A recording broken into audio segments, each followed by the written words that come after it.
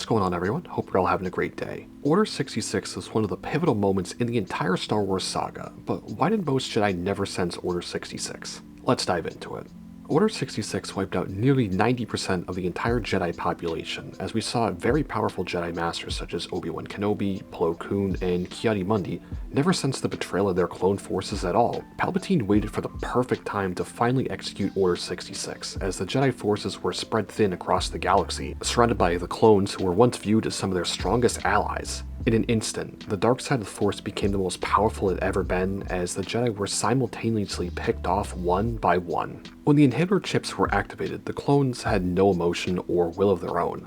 The only objective they had was to take out the Jedi who were once considered their generals and allies throughout the years of the Clone Wars.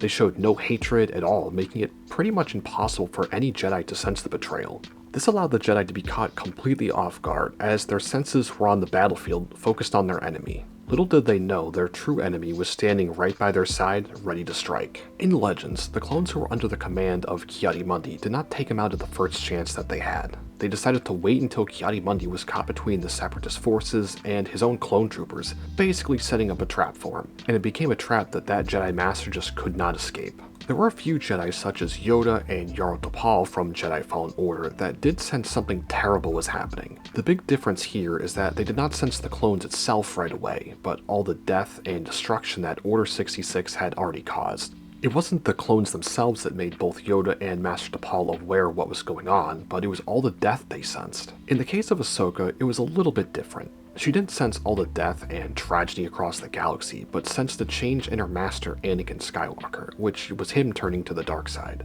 This, and the fact that Rex hesitated in taking out Ahsoka, gave her the heads up that the clones were going to betray her before it happened. It's pretty funny how Rex was able to fight off Order 66 for a bit to protect Ahsoka, but Commander Cody just didn't care and blasted Obi-Wan anyway. While Order 66 was perfectly timed, the Jedi could have been much more prepared than they were for it. In the Clone Wars TV series, we got a little prelude of Order 66, where a clone trooper named Fives sees an execution of a Jedi general during a mission. Fives discovers a conspiracy theory about the chips in their head that could lead to the destruction of the Jedi Order. But Fives was later taken out by Commander Fox. And for some reason, the Jedi decided to close this investigation, as it could decrease the support for the war effort, which is probably the stupidest thing the Jedi Order had pretty much ever done, and I find it baffling why they didn't look into this further. That if the Jedi weren't stupid and full of themselves, Order 66 effect could have been far less effective, and it would have increases the Jedi's chances of taking back the Republic from the Sith. But they decided not to, which in the end helped destroy the entire Jedi Order. Nice job, guys. Order 66 was one of the most pivotal moments in the entire Star Wars franchise, where it ended up leading to the fall of the Republic and the rise of the Galactic Empire. The plan was executed perfectly, with the Jedi not sensing the betrayal because there was no change in the clones' demeanor or emotion. Only with all the death and devastation did some very powerful Jedi actually sense what was going on. But anyway, I hope you enjoyed, and I'll catch you in the next one. Peace.